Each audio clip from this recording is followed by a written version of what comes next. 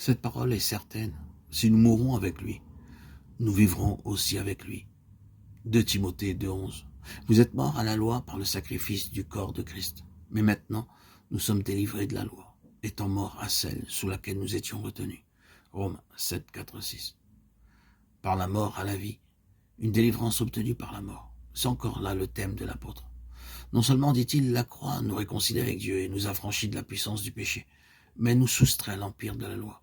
Cette loi, qui demande une parfaite obéissance de pécheurs absolument incapables de satisfaire à ses exigences, de sorte que malgré la loi et malgré les protestations de la conscience, l'homme, réduit à lui-même, s'enfonce chaque jour davantage dans l'impuissance et dans la mort. C'est cette lutte tragique que l'apôtre nous décrit dans les chapitres 5, 6, 7 et 8 de l'épître aux Romains, où il nous donne avec tant d'exactitude l'expérience constante de celui qui veut faire le bien avec ses propres forces.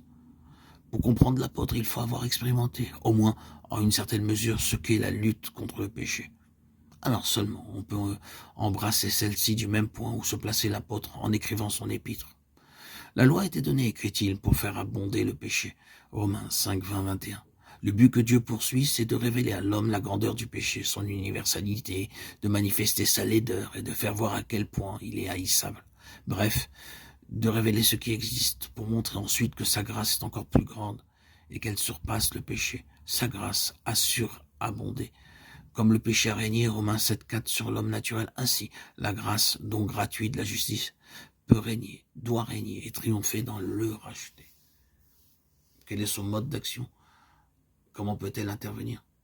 Comment peut-elle libérer? Par la mort. Rien que la mort peut délivrer le pécheur des chaînes qui l'entravent et le retiennent. Le salaire du péché, c'est la mort, et ce verdict doit recevoir son exécution. Il l'a reçu en Christ, le représentant, le substitut de notre race. Et cette exécution, elle s'étend à tous ceux qui, réfugiés en lui, meurent avec lui.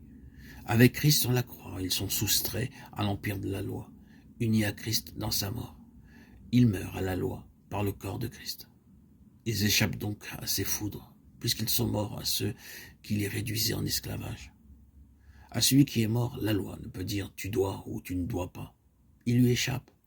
Il a passé dans un autre monde où la loi ne peut le suivre, un domaine où, caché en Christ, il sert Dieu en nouveauté de vie, dans un nouvel esprit d'obéissance joyeuse, qui n'est plus l'obéissance craintive de l'esclave à la lettre de la loi. Romains 7, 6.